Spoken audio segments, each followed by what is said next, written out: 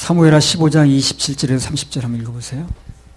왕이 또 제사장 사독에게 이르되 내가 선견자가 아니냐 너는 너희의 두 아들 곧 내 아들 아히마아스와 아비아달의 아들 요나단을 데리고 평안히 성으로 돌아가라. 너희에게서 내게 고하는 기별이 올 때까지 내가 광야 나루터에서 기다리리라. 사독과 아비아달이 하나님의 궤를 예루살렘으로 도로 메어다 놓고 거기 유하니라. 다윗이 감람산 길로 올라갈 때에 머리를 가리우고 맨발로 울며 행하고 저와 함께 가는 백성들도 각각 그 머리를 가리우고 울며 올라가니라. 예. 잠언 24장 10절에 보면 내가 만일 환난 날에 낙담하면 내 힘의 미약함을 보임이라 그런 말씀이 있거든요. 우리 하나님의 자녀들은요 좋은 일, 즉 환경이 잘 풀릴 때는 물론이죠.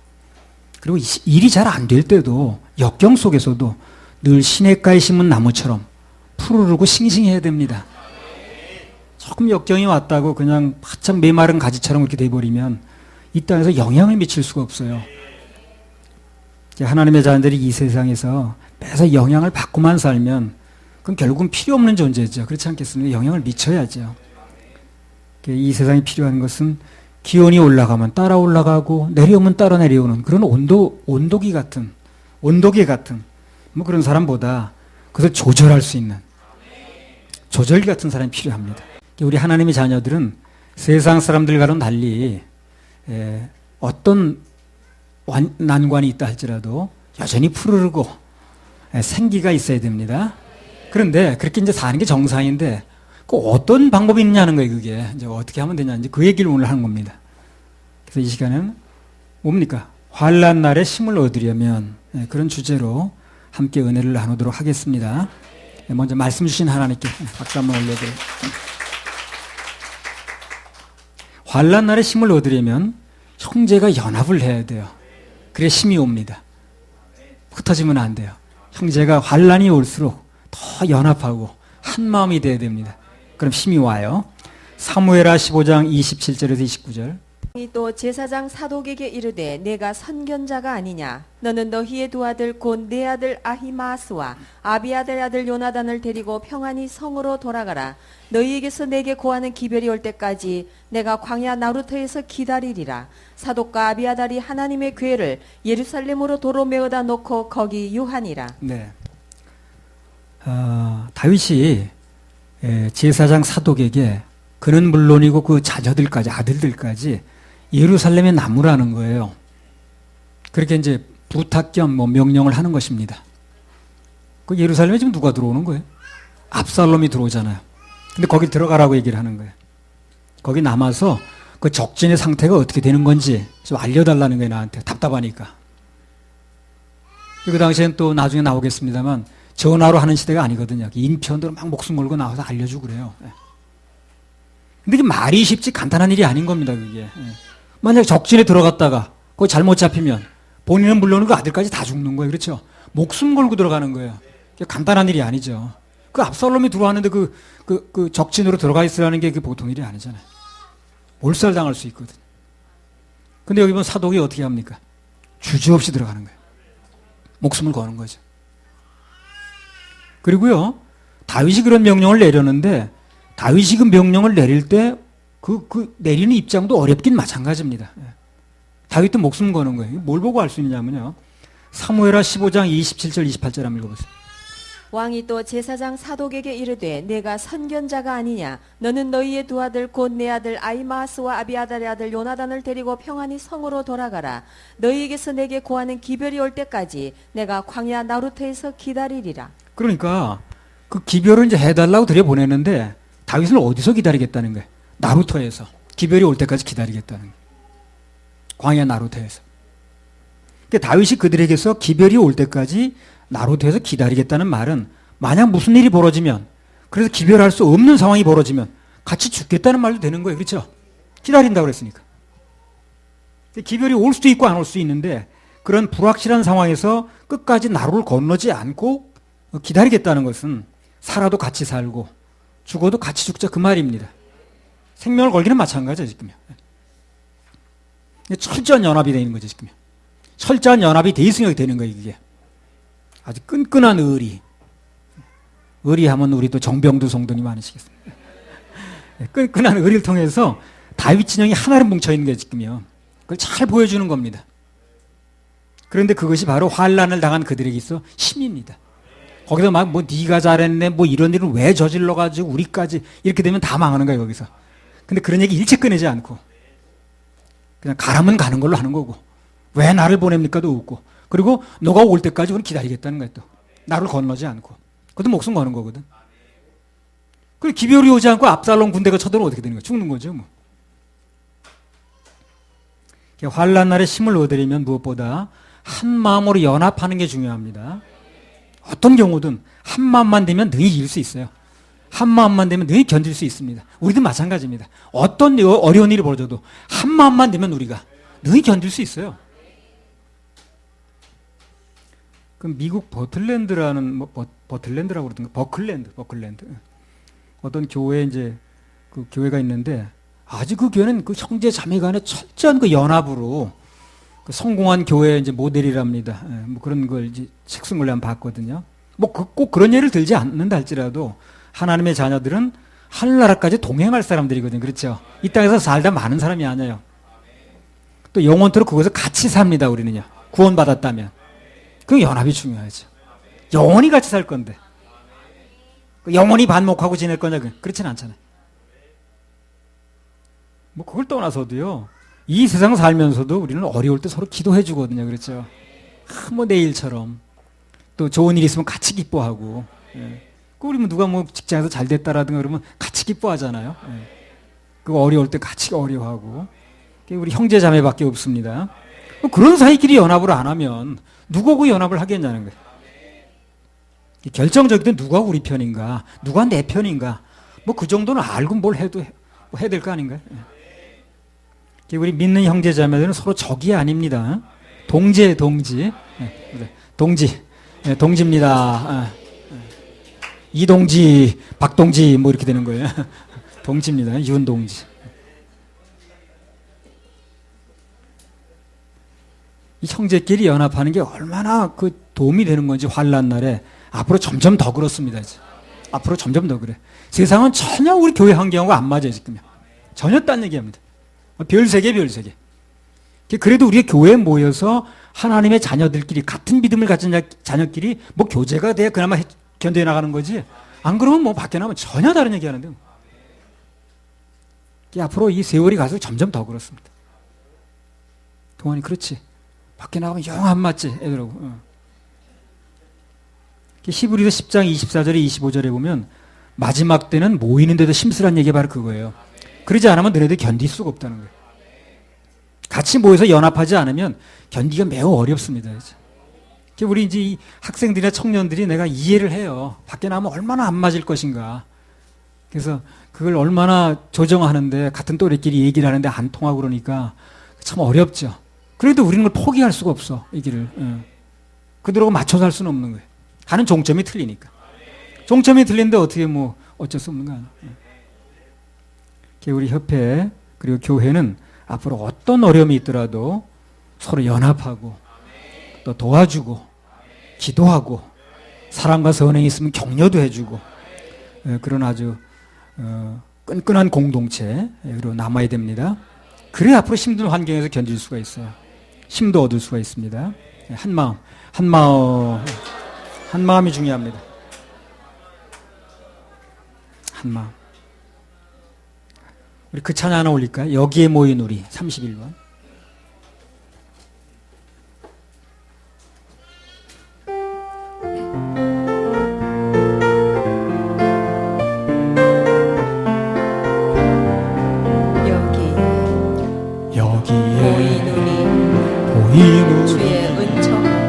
주의 은총 받은 자여 주께서 이 자리에 함께 계심을 아노라. 언제나 주님만을 찬양하며 따라가리. 시험 당할 때도 함께 계심을 믿노라. 이 믿음도 굳세라 주가 지켜주신다 어두운 밤에도 주의 발빛 인도하여 주신다 박수 치죠 주님이 다시 헤아리기 어렵더라도 헤아리기 어렵더라도 언제나 주뜻 안에 내가 있음을 아노라 내가 있음을 아노라 사랑의 말씀들이 나를 더욱 새롭게 하는 나를 더욱 새롭게 하네 괴로운 넘어져도 최후 승리를 믿노라 최후 승리를 이 믿음 더욱 굳세라 이 믿음도 굳세라 주가 지켜주신다 어두운 밤에도 주의 발빛 인도하여 여기에 모인 우리 사랑받는 주의 자녀 사랑받는 주의 종 주께서 뜻하심과 우리 통해 펼치신 우리 통에 펼치신다 고통과 슬픔 중에 더욱 주님 의지하오니 외로움 이겨내고 주님도 찬양하리라 주님도 찬양하리라 이 믿음도 굳세라 주가 지켜주신다 밤에도 주의 발빛 인도하여 주신다 아멘. 한 마음이 중요합니다. 그래야 이 거친 세상을 환경을 이길 수가 있어요. 흩어지면 죽습니다.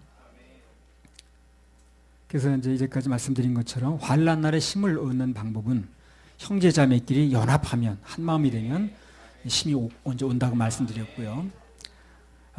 또 하나 환난 날에 힘을 얻으려면 두 번째 뭡니까? 하나님과 연합을 해야 돼요. 하나님과 연합해야 됩니다. 물론 이제 형제자매끼리 연합하는 것도 중요하지만 필요하지만 그러나 그보다 훨씬 더 중요하고 급한 게 뭐냐면 하나님과 연합을 하는 거예요. 그럼 다윗은 이 급박한 순간에 정말 급박한 순간에 어떻게 하나님과 연합을 했는가? 두 가지를 볼 수가 있어요. 두 가지를 얘기했죠. 첫 번째 뭘로 연합했습니까? 기도로 연합하는 거예요. 기도.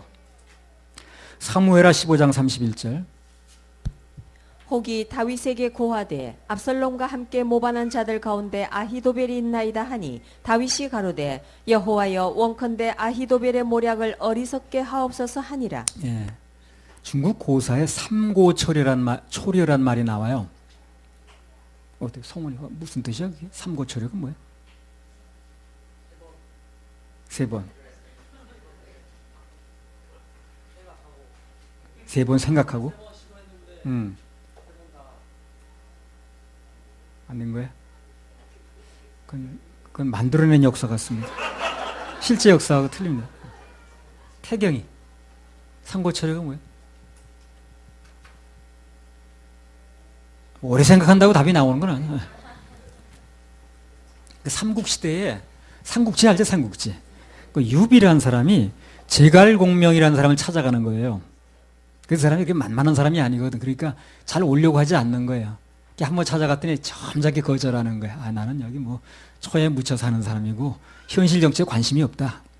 그래서 거절했거든. 또 찾아갔어. 두 번째. 근데 여전히 또 거절하는 거야. 아유, 싫다니까요.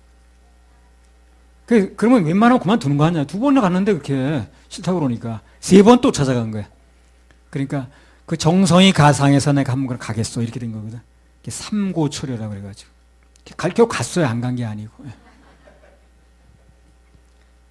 제갈공명이라는 사람을 이제 자기 편으로 만들려고 세 번을 찾아갔다고 얘기거든. 그 사람을 데려와야만 뭐가 되겠는 거예요. 우리가 볼 때. 당시 전쟁에서 병법이라고 그러죠. 싸우는 법. 그 병법에 능한 사람을 모사라고 그래. 모사. 꽤 못자 선비사자 써가지고. 그런 사람이 있다는 것은 전쟁의 승패에 지고 이김에 결정적인 영향을 미치는 거예요. 유비라는 사람이 그래서 굳이 사양하는데 무려 세 번이나 찾아가서 막 머리를 조아리면서 제발 나에게 좀 일 도와달라고 말해. 그때나 이때나 전쟁 때 유능한 그 작전 참모를 만난다는 건 아주 중요합니다. 그 작전이 성공해야 되거든. 그 군사력만 우세하다고 이기는 게 아니에요. 작전을 잘해야 되거든, 작전. 자, 그렇게 놓고 사무엘하 15장 31절 한번 읽어보세요. 혹이 다윗에게 고하되 압살롬과 함께 모반한 자들 가운데 아히도벨이 있나이다 하니 다윗이 가로되 여호와여 원컨대 아히도벨의 모략을 어리석게 하옵소서 하니라. 압살롬과 함께 모반한 자들 가운데 반란 군편에 누가 있다는 거예요? 아히도벨이 있다는 거예요. 그 소식이 들어오는 거야 지금 다윗한테. 근데 다윗의 입장에서 볼 때는 가뜩이나 어려운데 지금 군사 전략가인 그 아히도벨이 압살롬 편에 붙더라는 거예요. 완전히 절망적이죠. 야, 완전히 압살롬한테 날개 달아준 거예요 지금. 안 그래도 그쪽이 뭐 민심이 다 그쪽으로 가 있는데. 근데 그 어려운 상황에서 다윗이 어떻게 했느냐는 거예요. 이제 이게 우리가 이제 배울 거예요. 그 어려운 상황에서 이것도 안 되고 저것도 안 되고 정말 너무 어려운데 그 어려운 판에 또 그렇게 유능한 인물이 저쪽에서 붙었다는 거예요 지금. 그럼 다윗이 그때 어떻게 했느냐는. 그 어려운 상황에서 한마디 기도를 했어요. 한마디. 오래 기도한 것도 아니에요. 한마디 기도로 하나님과 연합을 했습니다. 그래서 그 상황이 대번에 반전이 됐어요. 뭐라고 기도합니까? 여호와여 원컨대 아히도벨의 모략을, 그거 하면 꾀를 낼 거 아닌가 거기서. 그 모략을 어리석게 해달라는 거예요. 그 짧은 기도 한마디가 뭐 다윗은 물론이고 그와 함께한 모든 사람들이 운명을 바꿨습니다. 그 말 한마디 결정적으로 하나님을 자기 편으로 만드는 거예요. 그래서 어려운 환경일수록 하나님과 연합을 해야 되는데 우선 할 게 기도로 연합하는 거예요. 기도가 말이거든요. 말을 잘해야 되는 거예요. 그러니까 말이 기도니까. 어려운 상황일수록, 답답한 상황일수록, 뭔가 지금 아주 그냥 뭐 어떻게 해볼 도리가 없는 상황일수록 말을 잘해야 돼. 말을. 이 능력 있는 기도라는 게 꼭 말을 많이 해서만 기도가 그 능력 있는 게 아니에요. 마태복음 6장 7절. 또 기도할 때에 이방인과 같이 중언부언하지 말라. 저희는 말을 많이 하여야 들으실 줄 생각하느니라. 이 말씀이 뭡니까? 꼭 말을 많이 하지 않아도, 그죠? 진심으로 외치면, 중심으로 말씀드리면 하나님께 귀를 기울이신다는 거거든. 그 역사적으로 보면 이제 노르망디 상륙 작전이라고 그 정말 중요한 작전이었죠. 그 연합군 사령관이 아이젠하워라는 사람이었어요. 그 사람이 간단한 몇 마디 기도했습니다. 그 연합군 전체에 인해서 그 오랫동안 장시간 기도할 수 있는 게 아니잖아요. 군 작전을 앞두고 간단하게 아주 간단하게 핵심적인 기도를 했거든요. 인천 상륙작전 연합군 사령관은 누굽니까? 메가더죠. 메가더. 그 사람도 마찬가지입니다. 하나님이여 전쟁은 여호와께 속하였나니 이 전쟁에 역사하여 주시옵소서. 이 짧은 기도 한마디가 우리나라를 건졌습니다. 우리나라를 건졌어요. 좌파들에게는 아주 나쁜 사람이지만 메가더 동상업체자고 난리죠. 우리한테 고마운 사람이라. 이 대한민국이 있는 것이 감사하는 사람이라면 메가더에 감사해야 돼요. 인생이 급박한 상황에서 중심을 실은 기도, 그 한마디가 이제 운명을 바꾸는 거예요. 역사적으로 그런 경우 굉장히 많습니다. 노르만디 상전, 그쯤 아까 얘기했죠. 인천 상전, 그 다 나라가 그냥 망하느냐 흥하느냐, 연합군이 이기냐 지냐는 그 운명의 순간에서 간단한 기도 한마디로 나라 역사를 바꾸더라고. 인생이 급박한 상황에서 이 중심을 실은 기도, 그게 아주 중요한데 그게 그냥 되는 게 아니에요. 그게 그냥 되는 게 아니고 이 절박한 상황 속에서 그런 기도가 나오려면 평소 삶 속에서 어떻습니까? 하나님과 밀접한 관계가 돼 있어야 돼요. 아예 습관화돼 있어야 됩니다. 이 다윗의 오늘 기도가 그렇게 절망적인 상황에서 정말 낙심되어 있는 판에 그 아히도벨이 그쪽 편에 붙었다고 그랬을 때 이 기도가 나오는 거는 뭘 연구해서 나오는 게 아니야 지금요. 그냥 본능적으로 나오는 거예요. 그냥 무슨 기도를 해야겠다고 맘먹고 나오는 게 아니라고. 미리 생각한 것도 아니고 거의 본능적으로 나오는 겁니다. 평소 그분과 늘 동행하니까. 매사에 주님을 인정하면 기도는 저절로 되는 거예요. 기도가 맘먹고 무슨 오랫동안 이렇게 분위기 잡아도 되는 게 아니라고. 기도는 말이고 그분하고 대화하거든. 그래서 삶 속에서 급한 일이 벌어지면 그때는 아주 내 중심을 실어서, 마음을 실어서 주님께 말씀을 드리세요. 주여 도와주세요 하든가, 아니 불쌍히 여겨 주시옵소서 하든가. 그 한마디만 해도 뭐 중원 부원 몇 시간 하는 것보다 효과가 더 큽니다. 중심을 다한 한마디 기도, 긍정적인 선포, 이 엄청난 능력이 있어요. 그 신약성경에 나오는 그 바디메오 있죠. 소경 바디메오.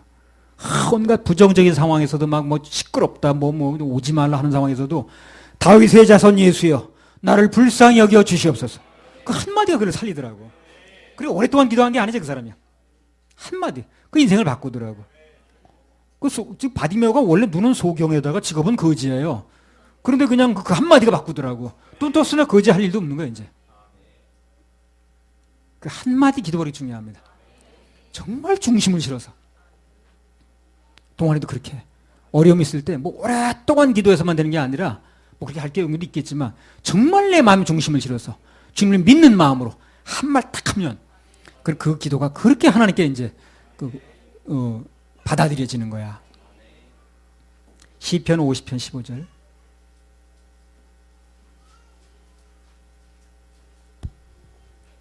환난 날에 나를 부르라. 내가 너를 건지리니 내가 나를 영화롭게 하리로다. 환난 날에 주님을 부르면 우리를 건져주신다고 약속하셨습니다. 그래서 우리는 바로 그 약속을 소유하고 있는 거예요. 그렇죠? 그 약속을 누가 가지고 있는 거예요. 그 약속을 쓸 줄 알아야 돼요. 주셨는데. 주은정 권사님도 어려움 있으면 그렇게 하세요. 주여 좀 도와주세요 하고 아주 중심을 실어서. 예. 그건 뭐 그렇게 오래 안 해도 됩니다.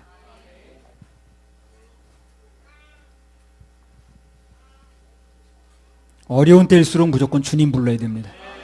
방금 바디메오처럼 주여 불쌍히 여겨 주시옵소서 하든가 아니면 주여 도와주소서 하든가. 내 마음에 그 사무친 기도를 올리면 하나님께서 그 기도를 외면치 않으세요. 절대 외면치 않습니다. 나도 내 경우에도 그거예요. 기도 제목이 그거죠. 주여 이제 사모하는 영혼들을 좀 연결해 주십시오. 예배 때마다 회복될 영혼들을 좀 오게 해 주십시오. 복음이 확장되게 해 주십시오. 그게 내 간절한 기도입니다. 복음이 확장이 돼야 됩니다. 그리고 이 나라 정치가 제대로 되도록 교회가 지켜지도록 그것도 내 기도 제목입니다. 그래서 우리 아이들이 자라나는 세대가 그 엉터리 같은 그런 세상에 살지 않게 해달라는 거죠. 여호와여 원컨대 아이도벨의 모략을 어리석게 하옵소서. 다시 한번 강조하면 오늘 이 어려운 상황에서 거의 본능적으로 터져나온 이 기도 한마디가 다윗과 그 함께한 사람들의 인생을 역전시켰다는 겁니다. 인생 역전. 예. 에스더도 인생 역전. 할렐루야. 사무엘하 15장 25절. 왕이 사독에게 이르되 하나님의 궤를 성으로 도로 메어 가라. 만일 내가 여호와 앞에서 은혜를 얻으면 도로 나를 인도하사 내게 그 궤와 그 계신대를 보이시리라. 내가 여호와 앞에서 은혜를 얻으면 도로 나를 인도하사. 도로 나를 인도하사가 뭐예요? 예루살렘으로 다시 들어갈 수 있다는 거죠. 도로 나를 인도하사 내게 그 궤와 그 계신대를 보이시리라. 한마디로 하나님께서 역사하시면 하나님이 도와주시면 지금 형편과 관계없이 다시 돌아올 수 있다고 얘기를 하는 거예요. 어떤 상황에서도요, 무슨 일을 당해도 괜히 쓸데없이 원망하고 불평하고 그러다 세월 다 볼 게 아니라 긍정적으로 말해놓는 게 중요합니다. 긍정적으로. 그런 그 한마디가 하나님 역사를 일으켜요. 말이 기도라니까요. 또 하나 중요한 게 26절에 나옵니다. 15장 26절. 그러나 저가 말씀하시기를 내가 너를 기뻐하지 아니한다 하시면 종이 여기 있사오니 선이 여기시는 대로 내게 행하시옵소서. 기도의 끝이 어떻게 끝나요? 어떻게 말씀하시든 어떻게 섭리하시든 어떻게 처분하시든 그 말씀대로 하겠다는 거죠. 이제 이게 중요한 거예요. 맡기는 거예요. 이렇게 맡기는 거예요. 기도라는 건 그분께 맡기는 거예요. 궁극적으로. 결정적인 순간에 주님을 불렀으면 그런 그 후로는 모든 것을 하나님께 맡기는 게 중요합니다. 뭐 기도론 가지고 몇 시간 강의하는 사람들이 뭐 강의할 게 뭐 있습니까? 그냥 이 성경에 나온 선배들이 한 대로 하면 되는 거예요. 중심을 실어서 기도하고 그리고 했으면 맡기라는 거예요. 모든 처분권을 그분께 일임해야 됩니다. 그리고 믿음의 끈, 희망의 끈을 놓지 않고 기다리면 어떻게든 살 길이 열려요. 살 길이 열립니다. 살 길이 열립니다. 김두인, 살 길이 열립니다. 또 그래 뒤에 자, 환란 중에 다윗이 하나님과 어떻게 연합을 했는가? 이제는 뭡니까? 예배로 연합을 하는 거예요. 예배로. 사무엘하 15장 30절에서 32절. 다윗이 감람산 길로 올라갈 때에 머리를 가리우고 맨발로 울며 행하고 저와 함께 가는 백성들도 각각 그 머리를 가리우고 울며 올라가니라. 혹이 다윗에게 고하되 압살롬과 함께 모반한 자들 가운데 아히도벨이 있나이다 하니 다윗이 가로되 여호와여 원컨대 아히도벨의 모략을 어리석게 하옵소서 하니라. 다윗이 하나님을 경배하는 마루턱에 이를 때에 아렉 사람 후세가 옷을 찢고 흙을 머리에 무릅쓰고 다윗을 맞으러 온지라. 예. 이렇게 써놓는 게 좋죠, 그죠? 어디쯤 가는가 알 수 있으니까. 예. 하나님과 연합해야 되는데 첫 번째 기도로 연합했고 두 번째는 예배로 연합했다는 겁니다. 15장 32절만 다시 한번 해보세요. 다윗이 하나님을 경배하는 마루턱에 이를 때에 아렉 사람 후세가 옷을 찢고 흙을 머리에 무릅쓰고 다윗을 맞으러 온지라. 예, 여기 보면 다윗이 피난을 하는 중에 경배하는 마루턱에 이르렀다고 그랬어요.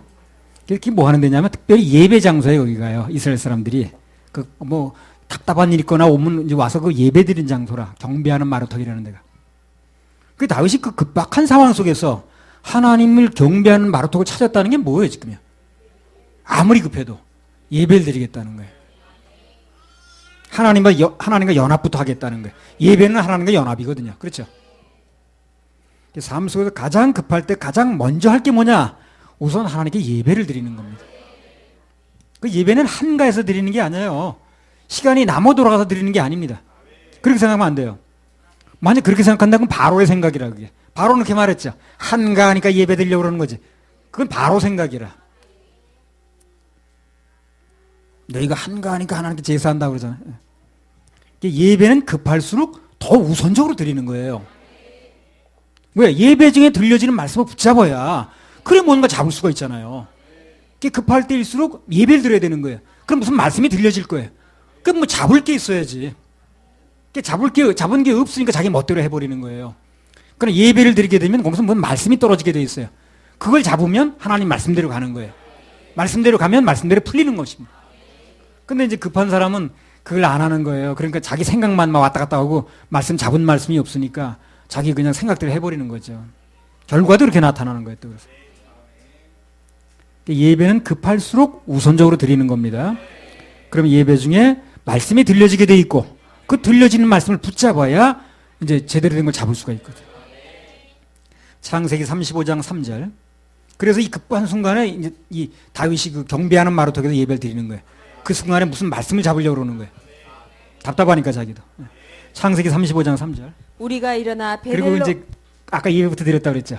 그 결과가 어떻게 되는가 이제 이따 나와요. 그럼 여러분도 정말 예배 드려야겠나 생각. 창세기 35장 3절. 우리가 일어나 베델로 올라가자. 나의 환난 날에 내게 응답하시며 나의 가는 길에서 나와 함께 하신 하나님께 내가 거기서 단을 쌓으려 하노라 하매. 또 야곱이 보세요. 그 믿음의 선배들이 디나 사건 때문에 아주 큰일 날 뻔한 거 지금요. 아주 완전히 그냥 아주 멸문지화를 당할 뻔했어요. 생애 최고 위기가 왔는데 최우선적으로 뭐부터 하자는 거예요 지금요. 일어나 베델로 올라가자. 거기서 환난 날에 날 만나주셨던 하나님께 경배하자는 거예요. 예배드리자는 거죠.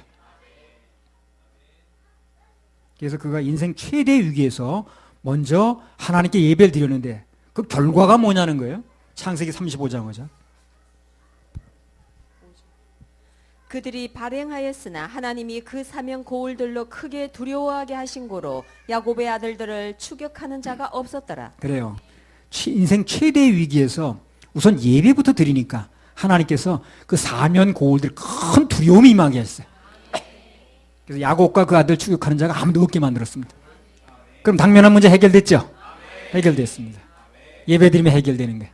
싹 해결. 어떤 경우에서든지 먼저 하나님께 예배부터 드리면 그분께서는 그 모든 문제를 당신의 문제를 껴안아요. 그 해결은 뭐 저절로 되는 거죠. 제대로 드려진 예배는 모든 문제 해결점이 된다는 거. 그걸 믿으셔야 됩니다. 근데 사람들이 급하면 예배부터 희생하려고 그러는 거예요. 이제 그래서 뭐가 안 돼요. 급한데 무슨 예배야. 정신없는데 무슨 예배야. 아파 죽겠는데 무슨 예배야. 이렇게 나가는 거예요. 그건 아주 위험한 생각입니다. 오히려 급하면 예배부터 드려야 돼. 아니, 그래 따지면 지금 다윗이 예배 드릴 시간이 어디서 빨리 도망가야지. 그런데 마루턱에 가가지고 굳이 예배를 드리는 거예요, 여기서. 거기서 하나님 역사가 이랬다고 보는 거예요. 빨리 도망가야 되는데 언제 거기로 가고 있을게. 오히려 급하면 예배부터 드려야 돼요. 그것이 바로 성공의 열쇠입니다. 신약성경 마태복음 6장 33절에 보면 너희는 먼저 그의 나라와 그의 의를 구하라. 그리하면 이 모든 것을 너에게 더하시리라. 내 기도 제목이 다 들어있는 거기. 그 나라와 그 의를 구하는 게 바로 예배 드리는 거예요. 간단히 말하면 예배는 하나님의 얼굴을 구하는 가장 중요한 요소입니다. 마태복음 6장 33절은 어제나 오늘이나 내일이나 계속해서 적용될 말씀이라 이게. 구약 시대에도 통했고 신약 시대에도 통했고 앞으로도 계속 통하는 말씀이에요. 이게. 먼저 예배 드리면 하나님 우리 걸 더하신다는 거죠. 어려운 일을 당하면 답답한 일을 당하면 우선 하나님께 예배를 드려야 됩니다. 그리고 예배 중 그냥 예배만 드리는 게 능사가 아니라 뭐라고 말씀하시는가 그걸 들어야 돼요. 예배 중에 말씀이 나오게 돼 있거든요. 그럼 오늘 예배 중에 내게 이런 문제가 있는데 여기에 대해서 무슨 말씀을 주시는가 그걸 붙잡을 줄 알아야 돼요. 거기에 귀를 기울여야 된다. 그게 먼저 말씀에 귀를 기울이는 거. 그게 그의 나라와 그 의를 구하는 겁니다. 그럼 약속들이 이 모든 것 더해 주신다 그랬잖아요. 우리 하나님의 자녀들은요. 잘 생각해 보면 그래요. 그 인생에 의미 있는 일은 거의 다 예배를 통해서 이루어집니다. 그렇죠? 내 경험 봐도 그래요. 내 경험 봐도 예배를 통해서 진정한 복음을 들었거든요. 그리고 행당동에 있는 그 교회에서 그 예배 중에 침례 받았습니다. 그때는 우리 다니는 교회 침례탕이 없었거든. 거기까지 가서 침례를 받고 그랬거든. 그리고 내 일생의 반려자인 우리 윤사모도 76년 어느 날 예배를 통해서 만났어요. 8월 정도 될 것 같아요. 9월 달에 제대했으니까. 그리고 결혼식도 1977년 3월 5일 토요일 결혼 예배를 통해서 이제 이루어졌거든. 예. 오다 가다 길에서 이루어진 게 아니고. 하나님께 날 부르셨다는 소명도 90년 12월 26일 날 수요일 날입니다. 그날 디아코니아라는 그 모임에서 예배 인도하다가 내가 확신한 거예요. 그때. 그냥 집에 가만히 놀다 그런 게 아니고. 내 목사 안수도 94년 6월 13일 날 예배를 통해서 받았습니다. 그 이전 집회인 그 말씀 권능도 예배 참석하러 갔다가 내가 만나게 된 거예요. 그냥 놀러 갔다 만난 게 아니고. 그리고 생수원에도 서울교회도 전부 예배를 통해서 시작이 됐습니다. 그렇죠? 예배 통해서 시작이 됐죠. 어디 침묵하다 시작된 게 아니잖아요. 그래서 내 인생에서 가장 의미 있고 중요한 일은 거의 예외 없이 예배를 통해서 이루어졌습니다. 그리고 앞으로 인생도 의미 있는 일은 전부 예배를 통해서 이루어질 거예요. 다 마찬가지입니다. 다 마찬가지. 성도의 영적 생활의 전반에 걸친 모든 것은 예배를 통해서 이루어져요. 우리 믿는 사람들은 죽을 때도 모든 걸 예배로 끝냅니다. 임종 예배, 또 입관 예배, 또 문턱 넘어갈 때 발인 예배, 또 뭐 땅에 묻어든 하관 예배, 뭐 그런 거 다 예배로 끝나잖아요. 우리 믿는 자의 일생은 예배로 시작해서 예배로 끝나는 거니까 그 예배를 떠나서 살 수가 없어요. 그리고 우리 하나님 자녀들은 예배 속에 태어나서 예배 속에 살다가 예배 속에 영원한 하늘나라로 또 들어갑니다. 거기서 뭐 하냐? 영원한 또 예배 드리는 거예요. 주님 모시고 영원히 예배 드리는 겁니다. 그걸 이 땅에서 미리 예배 훈련을 하는 거라 지금 우리가. 그러니까 그렇게 중요한 예배를 소홀히 하면 안 되죠. 우리 예배 속에 앞길이 있고 예배 속에 희망이 있습니다. 예배 속에 하나님 축복이 있어요. 인생에서 기쁜 일이 있으면 예배 속에서 함께 즐거워해야죠. 그렇죠? 슬프고 어려운 일이 있으면 어떡합니까? 역시 예배 속에서 그분의 위로를 받아야 됩니다.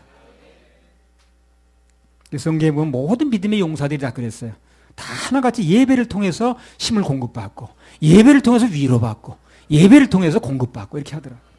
아브라함도 그랬고 이삭도 그랬고 야곱이 그랬고 다윗이 그랬고 다니엘이 그랬고 예배에 성공하는 사람이 인생도 성공합니다. 네. 그러니까 우리에게 닥치는 환난, 어려움 그런 것들 속에서도 기도하고 또 예배로 하나님 편에 서드리면 그럼 내적으로 엄청난 힘이 생기거든요. 그러니까 내공이 생긴 거예요. 내공이.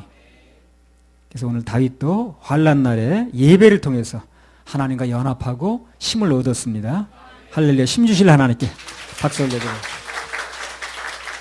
환난 날에 힘을 얻으려면 마지막 세 번째, 하나님께서 내 편이심을 확신해야 돼요. 이게 굉장히 중요합니다. 하나님이 내 편이심을 확신해요. 그리고 어떤 경우라도 하나님께서 나를 도우실 거, 도와주신다는 걸 믿어야 됩니다. 믿어드려야 돼요. 하나님 나 도와주실 거야. 믿어드려야 돼요. 믿지 않는데 그분이 일하지 않으세요. 하나님이 내 편이심을 확신해야 되고 어떤 경우를 할지라도 하나님이 나를 도와주실 것이다. 이걸 믿어야 됩니다. 사무엘하 15장 32절에서 37절. 다윗이 하나님을 경배하는 마루턱에 이를 때에 아렉 사람 후세가 옷을 찢고 흙을 머리에 무릅쓰고 다윗을 맞으러 온지라. 다윗이 저에게 이르되 내가 만일 나와 함께 나아가면 내게 누를 끼치리라. 그러나 네가 만일 성으로 돌아가서 압살롬에게 말하기를 왕이여 내가 왕의 종이니이다. 이왕에는 왕의 부친의 종이었더니 내가 이제는 왕의 종이니이다 하면 내가 나를 위하여 아히도벨의 모략을 패하게 하리라. 사독과 아비아달 두 제사장이 너와 함께 거기 있지 아니하냐. 내가 궁중에서 무엇을 듣든지 사독과 아비아달 두 제사장에게 고하라. 저희의 두 아들 곧 사독의 아히마아스와 아비아달의 요나단이 저희와 함께 거기 있나니 물은 너희 듣는 것을 저희 편으로 내게 기별할지니라. 다윗의 친구 후세가 곧 성으로 들어가고 압살롬도 예루살렘으로 들어갔더라. 방금 다윗이 그 인생에서 문제를 만났을 때, 최대 환란이 왔을 때 우선 기도와 예배로 하나님과 연합을 했다고 그랬습니다. 그럼 하나님과 연합이 이루어진 그 후에는 어떤 일이 일어났느냐는 거예요. 우선요, 눈앞에 환경은 별로 바뀐 게 없는데 내적인 확신이 오는 거예요. 이 사람이, 다윗이. 무슨 확신? 승리의 확신. 그 뭘 보고 알 수 있느냐면요, 34절 다시 읽어보세요. 그러나 내가 만일 성으로 돌아가서 압살롬에게 말하기를 왕이여 내가 왕의 종이니이다. 이왕에는 왕의 부친의 종이었더니 내가 이제는 왕의 종이니이다 하면 내가 나를 위하여 아히도벨의 모략을 패하게 하리라. 예. 자기 친구인 후세가 들어가기만 하면 적군의 모사인 아히도벨이 무슨 꾀를 낼 텐데 그 모략을 패하게 할 수 있다는 거예요. 그걸 자신 있게 선언하는 거예요. 지금 그 확신이 어디서 온 거예요? 하나님부터 오는 거예요. 하나님부터. 기도와 예배를 통해서 하나님과 연합이 되니까 그분께서 자기를 도우실 거라는 게 확신이 되는 거예요. 그래서 선포하는 거예요. 이렇게. 그 선포가 그냥 되는 게 아니잖아요. 그리고 우리 인생에서 하나님이 내 편이시다. 그리고 나와 함께 하신다. 나를 도와주실 것이다. 그게 분명하게 믿어지면 문제될 게 없어요. 그 다음부터. 담대함이 오거든요. 담대함이 오거든. 그 담대함이 오게 되면 문제가 없어요. 다 뚫고 나갑니다. 그 다음부터. 다 뚫고 나가요. 그 담대함이 없으면 뚫지 못하는 거예요. 하나님이 내 편이시고 나를 도와주실 것이다. 이 담대함이 오게 되면요, 다 뚫리게 돼 있어요. 그 다음부터. 그러니까 하나님의 자녀들의 문제가요, 그 문제 자체에 있는 게 아니에요. 그분이 내 편이신가 안 편이신가 이게 잘 안 돼 있는 거예요. 그게 문제입니다. 하나님이 내 편이 분명하게 되어지면 담대함이 와요. 그럼 그 다음부터 문제가 아니라니까요. 다 뚫리게 돼 있어요. 아까 그 얘기다 말하는데, 그냥 무슨 뭐 오락실 단속을 나가가지고 또 돈을 받고 무마해줬는데 사건 묵살한 거죠. 그것도 큰 문제다. 큰 문제인데 또 여기 무슨 뭐 격리본들은 아가씨 하나 또 어떻게 하여튼 복잡해. 형사가. 그러니까 이거 어떻게 해볼 도리가 없더라고. 워낙 이걸 막 엉키고 설키해가지고. 근데 이 나는 1차 책임자니까 여기 직접 감독자잖아요. 무슨 내가 3차, 4차도 아니고. 근데 참 간절히 기도하니까 창졸간의 두려움이 임해도 두려워하지 말라고 딱 잠원서가 오더라고. 그러니까 또 자기도 죽을 맛이다가 내가 좋은 표적으로 나오니까 무슨 큰 남순 도움이나 누가 뭐 전화나 나한테 해준 줄 알고 뭐 좋은 일이시오 그러더라고. 아이고. 그런 어처구니 일을 해놓고. 근데 하나님이 도와주셔가지고 문제가 아니고 하나님이 내 편이시다는 확신되면 그 다음에 뚫리더라고. 시편 118편 6절.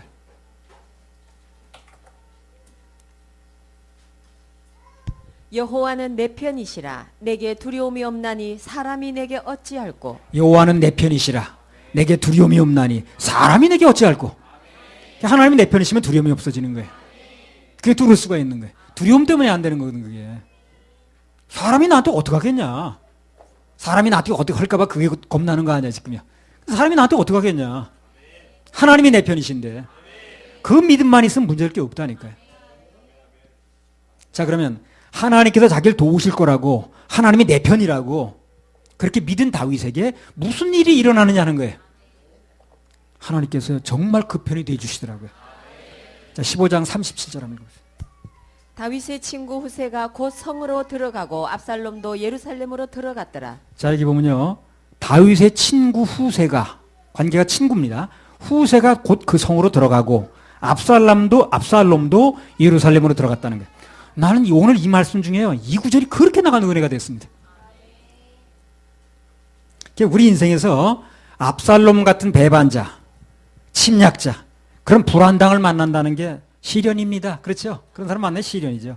환난이고 충격입니다. 그런데 그런 원치 않는 상황이 일어나면 그때는 나를 돕는 친구, 후세도 같이 나타난다는 거예요. 그걸 믿으시기 바랍니다.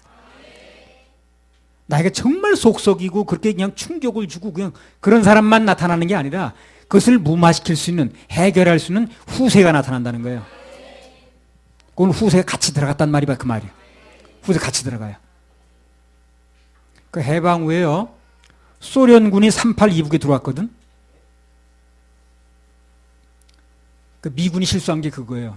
그 일본이 무장이 해제가 쉽게 안 될 줄 알았어요. 전쟁 거의 종전해서 별로 낀 적도 없는 소련군을 들어가서 젓가락만 놓게 만든 거예요.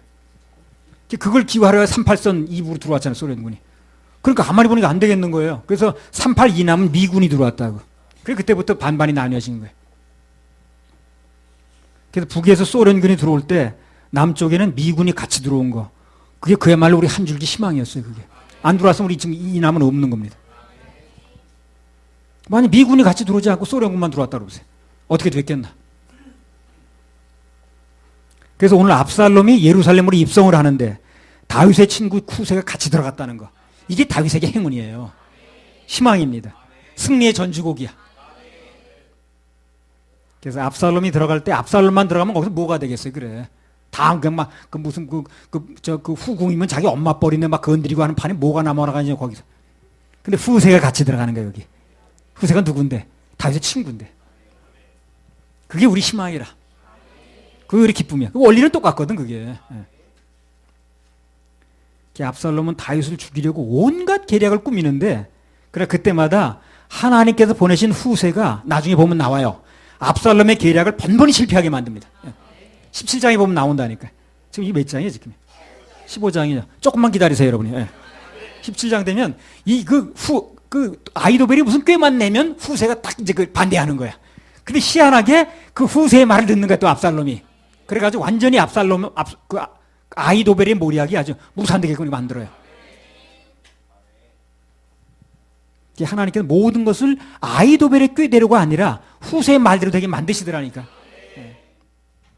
그래서 요담 17장에 보면요. 후세가 그 압살롬 진영으로 들어가서 무슨 일을 했는가 그 활약상이 아주 상세하게 나옵니다. 11장에 물론 뭐 자세하게 나오겠습니다만 조금만 우선 언급하면 다윗의 친구 후세가 이제 압살롬 진영으로 들어가고 나니까요. 그때부터 이상하게 압살롬이 자기 편 아이도벨의 말을 듣는 게 아니라 이상하게 후세 말을 듣는 거야. 여러분 찾아보 17장을 보세요. 궁금하면. 그러니까 아이도벨이 자기 편인데 그 꾀가 훨씬 더 아주 고차원적인데 그 말을 안 듣고 후세 말을 자꾸 듣는 거예요. 그러니까 싸움은 결정 난 거지 뭘. 그잖아요. 싸움은 결정 난 거예요. 적군의 우두머리가 내 친구 말만 들으니까 그 싸움은 결정 난 거 아니에요? 이길 수밖에 없는 거예요. 저절로. 그 압살롬이 하도 자기 말을 안 들으니까 아이도벨이 성질났어. 그래서 고향으로 내려가서 목매달아 죽었어요. 그것도 나중에 나와요. 너무 자기 말을 안 들어주는 거야 이상하게. 후세 말만 듣는 거야. 그리고 자기 꾀가 자꾸 이제 무산돼 버리는 거예요. 그러니까 저 고향으로 좀 내려가겠습니다. 그래가지고 목매달아 죽었어요. 싫어합니다 이거 다. 그러니까 후세가 들어가니까 그렇게 일이 되는 거예요. 그러니까 하나님께서 그 다윗의 그 기도를 들으시고 예배를 받으시고 후세라는 힘을 붙이는 거예요. 잠언 10장 24절. 그 17장에 보면 자세히 나오니까 그때 말씀드릴게요. 악인에게는 그의 두려워하는 것이 임하거니와 의인은 그 원하는 것이 이루어지느니라. 누군가 삶 속에서 이런 압살롬의 반란과 같은 누가 나를 반란 일으키는 건 참 답답하거든. 그런 일이 벌어진다 할지라도 두려워하거나 놀라거나 낙심할 필요가 전혀 없습니다. 왜? 압살롬이 오면 하나님께서 나를 돕는 친구도 같이 보내주시니까. 환경 속에 역경이 있으면 그것만 있는 게 아닙니다.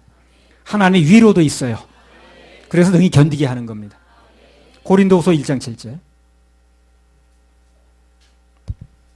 너희를 위한 우리의 소망이 견고함은 너희가 고난에 참여한 자 된 것 같이 위로에도 그러할 줄 바로 그 말입니다. 이거. 예. 고민만 할 게 아니라 위로를 기다려야 돼요. 예. 고난만 말하지 마시고 위로는 더 많습니다. 예. 안 되는 사람 보면 고난 당한만 얘기를 해. 뭐가 어렵고 뭐 이런 얘기만 하지. 거기서 하나님의 위로가 있었는데, 하나님의 공급이 있었는데, 해결이 있었는데 그건 잘 말 안 해. 그거는 불공평하죠. 하나님의 어떤 우리 삶 속에서도 고난이 있는 건 맞지만, 그럼 하나님의 위로도 있잖아요. 하나님의 공급도 있었죠. 해결도 있었죠. 그것도 말해야지. 그걸 왜 빼놓으면 안 되지. 기쁜 일은 더 많죠. 찬양 나오잖아요. 기쁜 일은 더 많죠. 그래서 압살롬이 휘젓고 들어가는 곳에는요, 우리의 친구요 해결자인 후세도 같이 들어간다는 거. 그걸 믿으셔야 됩니다. 믿으라고 써놓은 말씀이 이게. 그럼 오늘날 우리 곁에 돕는 후세가 누구냐는 거예요. 요한복음 15장 14절 15절. 후세가 누군 줄 알아요.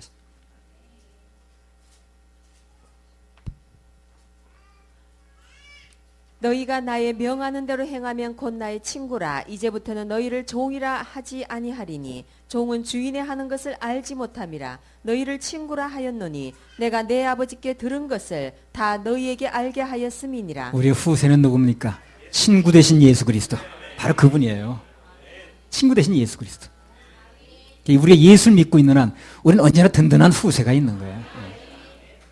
그분은 승천하시고 난 다음에는요, 지금은 돕는 성령님으로 오셨습니다. 또 다른 보혜사.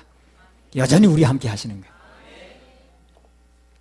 그래서 오늘 후세가 다윗을 도왔듯이 우리 안에 계신 주님께서도 지금은 물론이고 앞으로도 영원토록 하늘나라 가는 그날까지 우리를 도우십니다.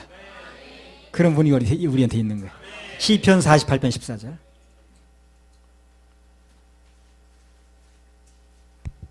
하나님은 영영이 우리 하나님이시니 우리를 죽을 때까지 인도하시리로다. 네.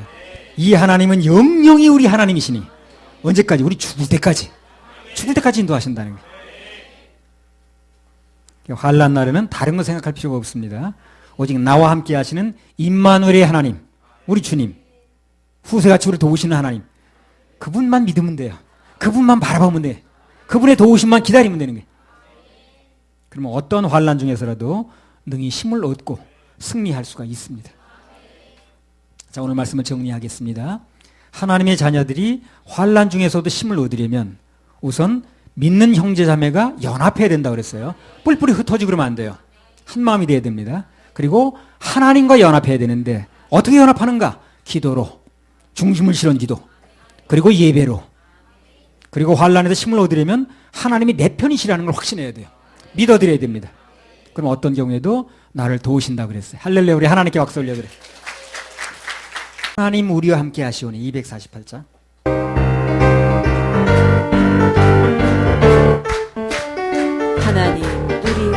하나님 우리와 함께 하시오.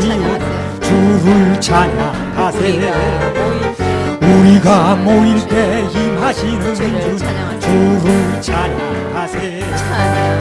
찬양 주를 찬양하세. 찬양 주를 찬양하세. 하나님 우리와 함께 하시오. 주를 찬양하세. 우리가 모일 때 임하시는 주를 찬양하세. 찬양 주를 찬양하세. 찬양 주를 찬양하세. 예수님 우리와 함께 하시오. 주를 찬양하세. 우리가 모일 때 임하시는 주를 찬양하세. 경배 주를 경배하세. 경배 주를 주를 경배하세. 두 손 들고요. 찬양 찬양 찬양하세. 주를 찬양하세. 찬양 찬양 찬양하세. 주를 찬양하세.